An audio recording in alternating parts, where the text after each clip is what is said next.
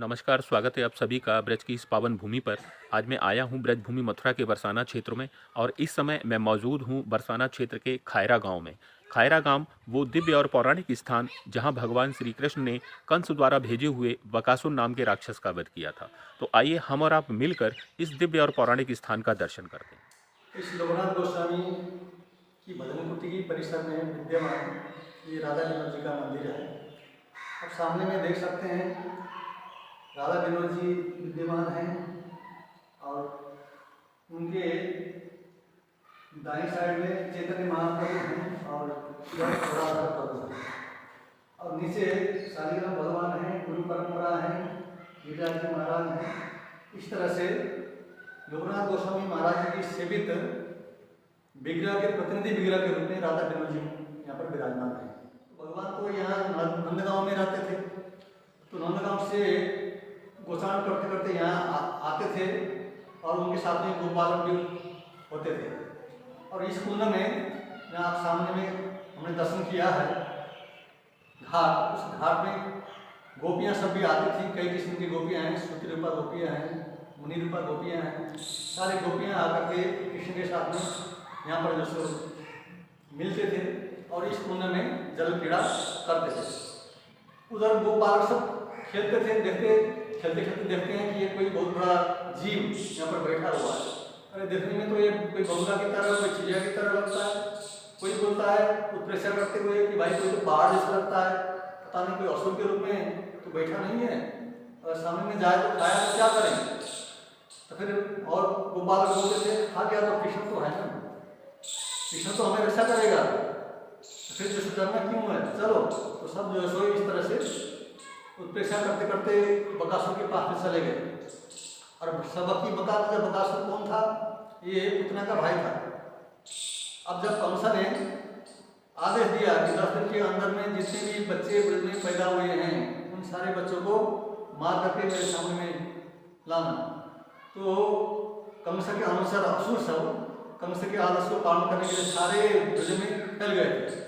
तो कंस के अनुसार वो बकासुर यहाँ पर आया और देखा ये जलाशय है, कुंड है, पानी है, यहाँ अगर मैं बगुला बन करके रहूँ तो मेरे चेष्टा, मेरे भाव, मेरे उद्देश्य के ऊपर कोई संशय नहीं करेगा और मैं आसान से अपना काम बना लूँगा, फिर मैं चलता बनूंगा। इस उद्देश्य से उसने बगुला का रूप धारण किया और वहाँ पर ध्यान करके बैठ गया। अब जो सो गए बकासुर से मिलने के लिए, देखने के लिए भाई कौन सी चीज़ है, कोई बड़ा चीज़ है, तो देखने के लिए गए तो एक एक करके हर दुखवाला को पकड़ करके खा लिया। सब खा रहे चिल्लाने लगे। उसी दिन से इस गांव का नाम अब जो है जब खत्म हो गया, सब खाए, सब बच्चे चले गए पेट में बकासुर का। तब कृष्ण तलकड़ा करने के बाद देखते हैं कि बच्चे तो कोई गया नहीं, बकासुर बैठा हुआ है। तो फिर जो उन्होंने सोचे कि भाई ठीक है, तुमने तो सबको ले लिया, मैं भी अब देखूंगा।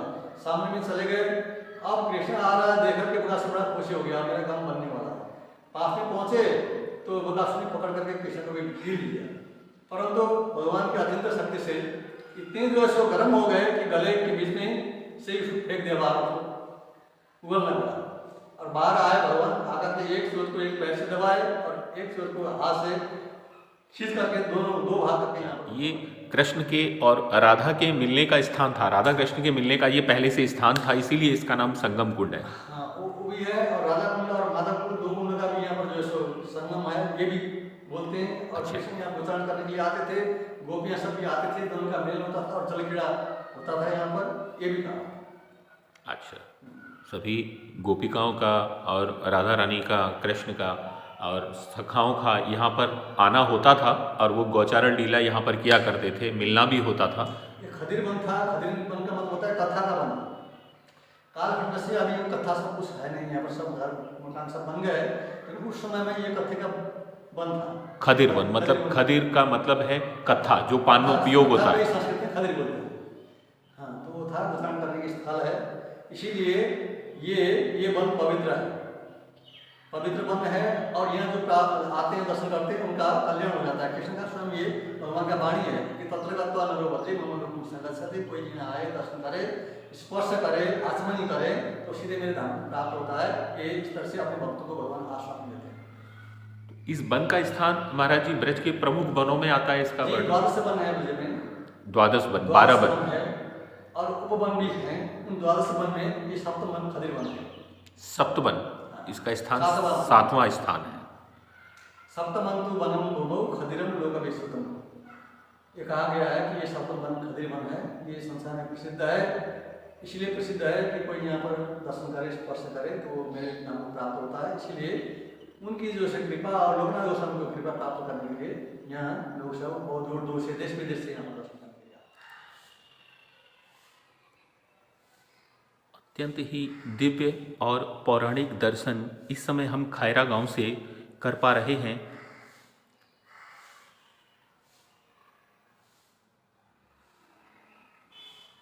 भगवान श्री कृष्ण और ब्रज अधिष्ठात्री राधा रानी का उनके ग्वाल वालों और सखियों के साथ खायरा गांव से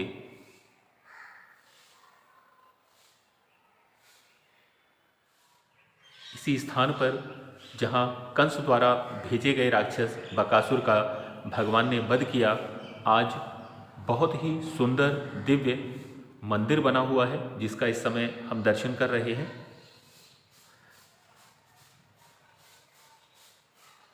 और ये मंदिर की परिक्रमा भी यहाँ पर लगाई जाती है जो इस समय हम लगा रहे हैं।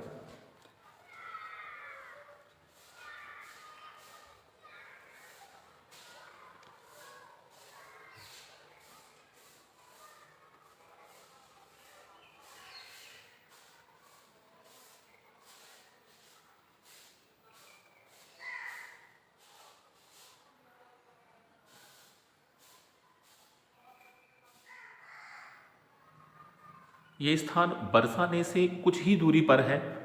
5 से 6 किलोमीटर की दूरी पर ये खायरा गांव पड़ता है।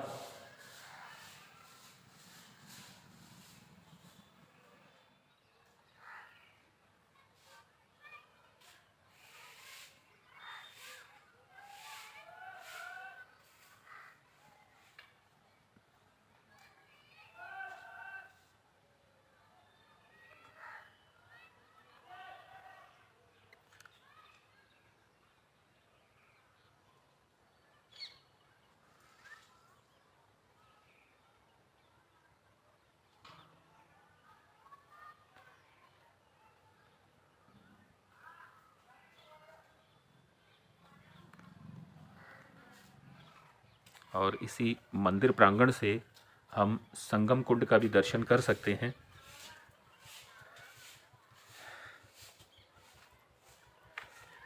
ये वही संगम कुंड जिसका अभी हमने दर्शन किया।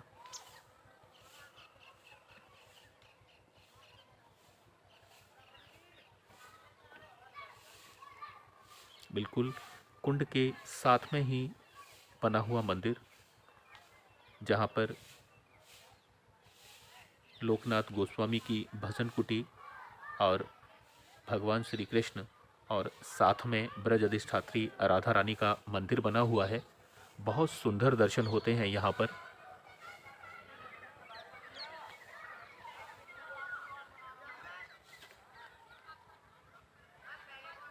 जब भी आपको अवसर मिले आप यहाँ दर्शन करने के लिए आ सकते हैं। और ये मंदिर से कुंड के लिए जाने के लिए रास्ता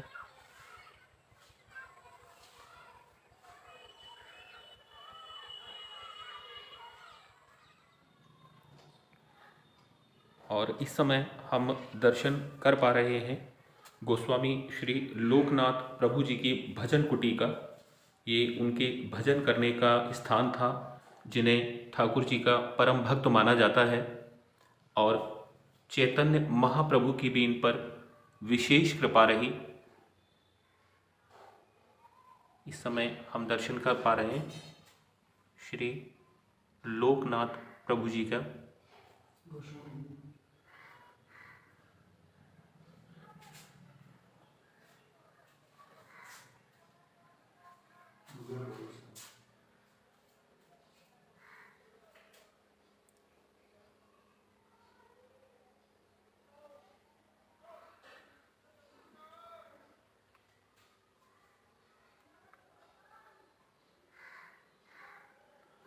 और मेरे साथ में है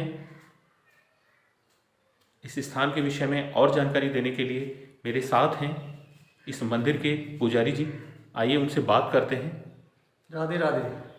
सबसे पहले पुजारी जी, क्या नाम है आपका? मेरा नाम है राम हरि महाराज जी। आप जिस जगह पे हैं, इस जगह का नाम है खदिर वन। और ये खदिर वन ब्रज में 12 वन है, उन 12 वन में सप्तम वन है और श्रेष्ठ वन है। और इसके बारे में स्वयं भगवान कहते हैं, सप्तमंतु वनम भूमौ खदिरम लोक विश्रुतम तत्र गत्वा नरो भद्रे मम लोकम सगच्छति। तो ये 12 वन में से श्रेष्ठ वन ये सप्तम वन खदिर वन है। तो इस श्रेष्ठ होने की खासियत क्या है? बोलते हैं तत्र गत्वा नरो भद्रे मम लोकम सगच्छति। अगर कोई व्यक्ति इस जगह पे आए और यहाँ का दर्शन करे, कुंड की आचमन करें, तो बोलते हैं वो सीधे मेरे धाम को प्राप्त हो जाता है। तो इस खदिर वन में श्री चैतन्य महाप्रभु ने सबसे पहले श्री लोकनाथ गोस्वामी को प्रेषित किया। लोकनाथ गोस्वामी चैतन्य महाप्रभु का आदेश लेकर के सबसे पहले पुरी में गए और वहाँ गदाधर प्रभु स्वयं राधा रानी ही थे चैतन्य अवतार में। उनसे मिले और उनसे अपनी बात रखी। महाप्रभु का आदेश है, आप थोड़ा कृपा कीजिए, आशीर्वाद दीजिए, मैं ब्रज जा रहा हूँ, आजीवन मुझे ब्रज में रहना है। तो गदाधर प्रभु ने बोले ठीक है, बहुत अच्छा है, जाओ, लेकिन मेरा भी एक शिष्य है गदाधर भूगर्भ गोस्वामी, उसको भी साथ में ले जाओ। उस टाइम पे पुरी से लेकर के यहीं तक प्राय जंगल ही जंगल था। दोनों यहाँ पे आए और इसी जगह को केंद्र करके लोकनाथ गोस्वामी ने 365 जगह जहाँ पर कृष्ण लीला हुई थी उस जगह को प्रकाश किया, प्रकट किया। अब महाप्रभु फिर बाद में यहाँ भी आए हैं, यहाँ आकर के फिर दोनों से मिले हुए हैं और ये भी महाप्रभु के साथ में रहे। फिर महाप्रभु यहाँ से चले गए। अब लोकनाथ गोस्वामी कौन है, उन्होंने क्या किया, इसके बारे में हमारे काका गुरु पूज्यपाद भक्ति रसिक श्रीधर गोस्वामी महाराज जी ने ये 4 लाइन का एक श्लोक लिखा हुआ है और इस श्लोक में उन्होंने उनकी महिमा को प्रकाश किया है। मैं आपके सामने में ये श्लोक का व्याख्या करूँगा। बोलते हैं, श्री चैतन्य महाप्रभु निज जना भूगर्भ भिन्नाकृति श्रीमद रूप सनातन प्रिय सुरीत जीवादि मान्य महान गोस्वामी प्रवरो नरोत्तम गुरु राधा विनोदोत्सवो वैराग्यक निधि सदा विजयते श्री लोकनाथ प्रभु। यहाँ पर बोलते हैं कि लोकनाथ गोस्वामी कौन थे। ये बोलते हैं चैतन्य महाप्रभु के निजजन थे। ये निजजन कैसे हुए? कृष्ण लीला में लोकनाथ गोस्वामी मंजुलाली मंजरी थे। राधा कुंड में कृष्ण लीला में मंजरी सखी का, हाँ, मंजुलाली मंजरी इनका नाम था। मंजुलाली मंजरी, हाँ। जब भगवान कृष्ण जिस युग में हुए, हाँ, तो उनके साथ मंजुलाली मंजरी के नाम से ये विख्यात थे जी। तो फिर जो है सो वही मंजुलाली मंजरी चैतन्य लीला में श्री लोकनाथ गोस्वामी बन के आए हैं। अच्छा, इसलिए वो निजजन हो गए। कलयुग में लोकनाथ गोस्वामी के नाम से प्रकट हुए चैतन्य लीला में। कलयुग में वही कृष्ण जी ये राधा भाव आस्वादन करने के लिए चैतन्य महाप्रभु बन करके जब आए थे, तो इनके लीला में भी जैसे कृष्ण के परिकर आए उसी तरह से इनके परिकर आए, वही परिकर यहाँ पे आए, लेकिन नाम इनका अलग अलग हो गया। अब वो पहले तो मंजुलाली मंजरी थी, अब वही मंजुलाली मंजरी लोकनाथ गोस्वामी के रूप में चैतन्य लीला में अवतरित हुई जी। तो महाप्रभु जब नवद्वीप लीला कर रहे थे तो शांतिपुर में ये पढ़ रहे थे अद्वैत आचार्य के स्कूल में, गुरुकुल में। तो वहीं लोकनाथ गोस्वामी भी अध्ययनरत थे। उनके पिताजी ने छोड़ के चले गए और लोकनाथ गोस्वामी को अद्वैत आचार्य के हाथ में दे दिए, आप अपना सेवा में लगा लेना। तो फिर जो सब बाद में महाप्रभु आए, नित्यानंद प्रभु आए पढ़ने के लिए, पढ़ाई खत्म करके वो लोग चले गए, जाने के लिए तैयारी में थे। तो अद्वैत आचार्य ने महाप्रभु को बोले कि ये लड़का है लोकनाथ गोस्वामी, इसको आप अपनी सेवा में लगा लेना।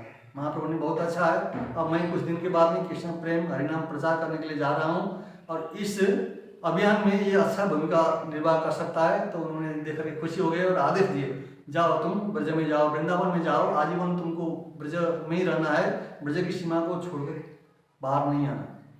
तो उन्होंने आदेश को माना और वहाँ से सीधे ब्रज आने से पहले पुरी में चले गए। गदाधर प्रभु स्वयं राधा रानी थी चैतन्य लीला में, उनसे मिले।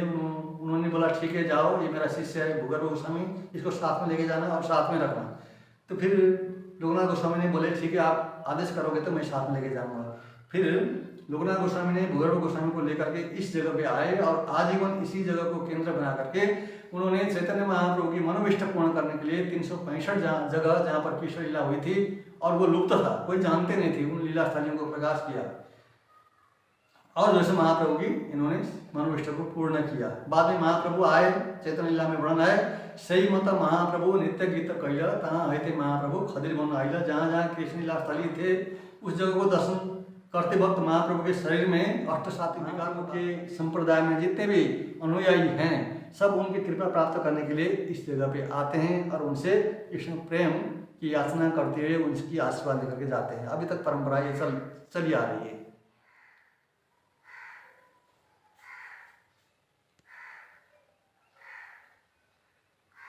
बहुत ही सुंदर, दिव्य, पौराणिक और भव्य दर्शन इस समय हम गोस्वामी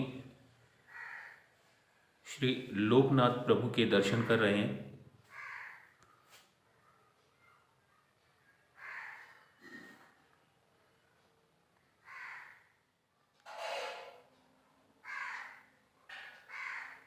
बहुत ही सुंदर, दिव्य और पौराणिक दर्शन इस समय हम खायरा गांव में, खिदर वन में लोकनाथ गोस्वामी जी की भजन कुटी पर कर पा रहे हैं। ये जो आप सामने वीडियो में दरवाज़ा देख रहे हैं, ये एक गुफा है जिसके अंदर संत जन बैठ करके आज भी भजन करते हैं। और इसी गुफा में लोकनाथ गोस्वामी के शिष्य नरोत्तम गोस्वामी ने भजन किया था, तप किया था, यहाँ बैठकर ठाकुर जी का ध्यान किया था। बहुत ही सुंदर और दिव्य दर्शन इस समय हम यहाँ कर पा रहे हैं। इस स्थान का वर्णन शास्त्रों में भी पढ़ने को, सुनने को मिलता है।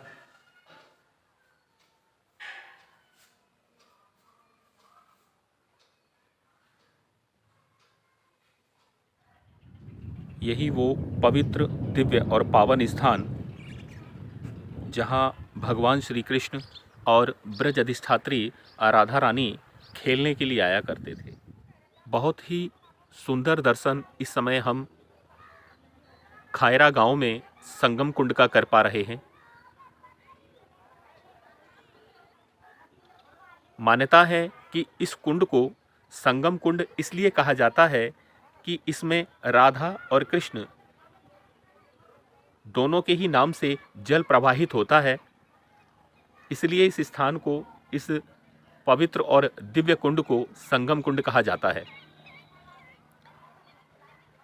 इसी स्थान पर भगवान ने कंस द्वारा भेजे हुए राक्षस वकासुर का वध किया। आप जो वीडियो में सामने देख पा रहे हैं, ये लाल रंग का मंदिर, ये मंदिर इसी स्थान पर बना हुआ है। बकासुर और कृष्ण के वध का यह मंदिर है। अभी हम वहां चलकर इसका दर्शन भी करेंगे। इस मंदिर में कंस भगवान को मारने के लिए कोई ना कोई राक्षस ब्रज में भेजता रहता था। जब भगवान यहाँ गोचारण लीला करने के लिए आए तो कंस ने यहाँ भी भगवान श्री कृष्ण को मारने के लिए अपने एक भयंकर राक्षस को भेजा जिसका नाम बकासुर था। जब बगुले का रूप धारण करके बकासुर भगवान को खाने के लिए दौड़ा तो भगवान के सभी ग्वालवाल उसके इस भयंकर रूप को देखकर डर गए और चिल्लाने लगे, खायो रे, खायो रे, खायो रे। इन्हीं शब्दों के उच्चारण के कारण ही इस गांव का नाम खायरा पड़ा, इस स्थान का नाम खायरा पड़ा। बकासुर को मारने के बाद भगवान ने काफ़ी दूर तक उसे खदेड़ा था। इस कारण से भी इस स्थान का नाम खायरा पड़ने के लिए धन्यवाद। वीडियो को लाइक करें, शेयर करें। यदि आप चैनल पर नए हैं तो इसे सब्सक्राइब करें और बेल आइकन को अवश्य प्रेस करें ताकि ऐसी ही वीडियो हम आपके लिए ब्रजभूमि से लाते रहें। धन्यवाद। जय जय श्री राधे।